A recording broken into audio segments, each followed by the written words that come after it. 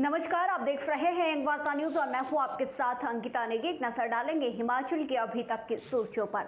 निर्दलीय विधायकों को नहीं मिली उच्च न्यायालय से राहत, तीसरे न्यायाधीश के निर्णय का भी इंतजार। 9 मई को विक्रमादित्य सिंह और आनंद शर्मा भरेंगे नामांकन, तो 13 मई को सुल्तानपुरी और 10 को सतपाल रायजादा भरेंगे पर्चा। रोनहाट रास्ता चुनावी मार्ग खस्ताहाल, सफर जोखिमपूर्ण।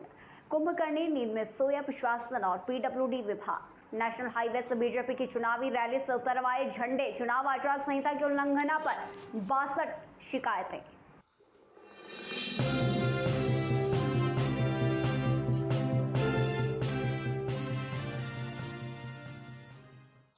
समाचार विस्तार से। देश में 7वें और आखिरी चरण के लोकसभा चुनाव की घोषणा हो गई है।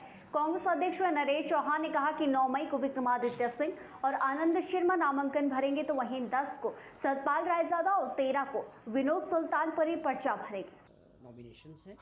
उसके बाद 10 तारीख को जो है हमीरपुर पार्लियामेंट्री से जो हमारे प्रत्याशी हैं सतपाल रायजादा जी वो नॉमिनेशन करते हैं, और शिमला पार्लियामेंट्री के जो कैंडिडेट हैं विनोद सुल्तानपुरी जी, वो शिमला में 13 तारीख को जो है अपना नामांकन भरेंगे समर्थकों के साथ, नेताओं के साथ।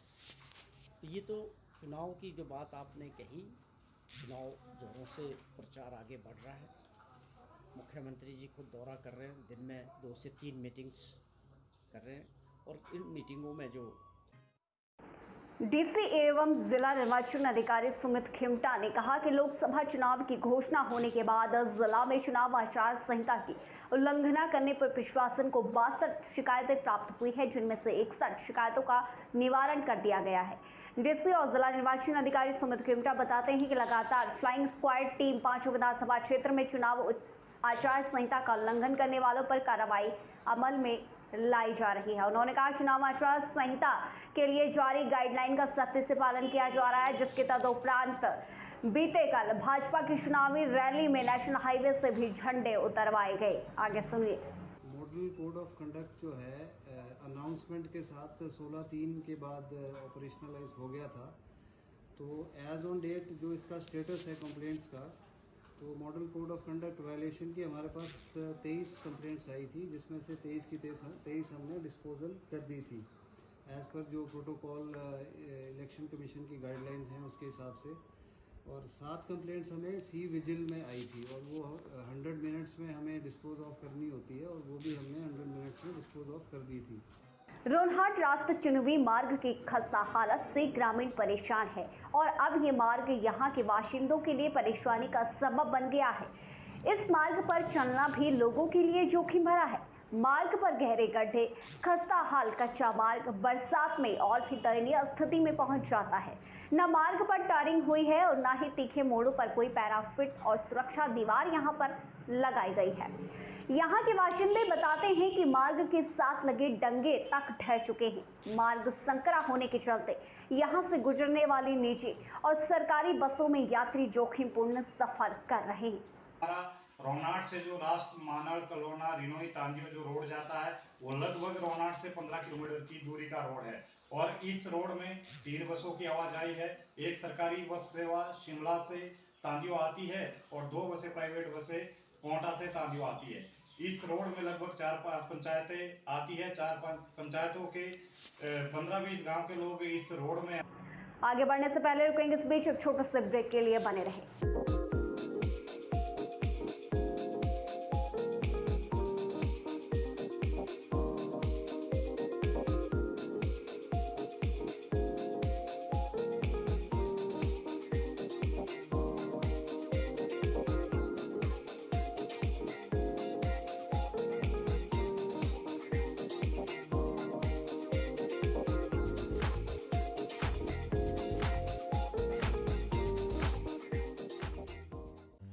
कोचिंग के क्षेत्र में अपनी अलग पहचान बना चुका बीआरसी इंस्टीट्यूट करवाता है +1 +2 medical, non medical, JEE mains, advance NEET की कोचिंग। बीआरसी इंस्टीट्यूट जाना जाता है अच्छे कंपटीशन के लिए, जहां हर साल सैकड़ों बच्चे कंपटीशन की तैयारी करते हैं, और बीआरसी का हर साल का रिजल्ट सराहनीय है। इसके लिए एक अच्छा अनुशासन, अच्छा स्टडी मटेरियल, अच्छी फैकल्टी जो बीआरसी इंस्टीट्यूट के पास अवेलेबल है।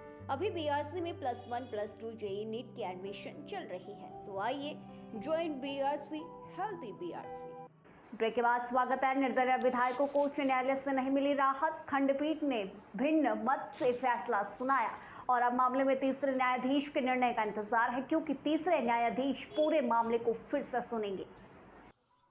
देखिए, जो इंडिपेंडेंट विधायकों ने हाई कोर्ट में याचिका दायर की थी कि हमारे रेजिग्नेशन को एक्सेप्ट किया जाए और उन रेजिग्नेशंस को हाई कोर्ट ही एक्सेप्ट कर ले, ना कि क्योंकि स्पीकर एक्सेप्ट नहीं कर रहे हैं, उस याचिका पर आज उच्च न्यायालय ने अपना फैसला सुनाया।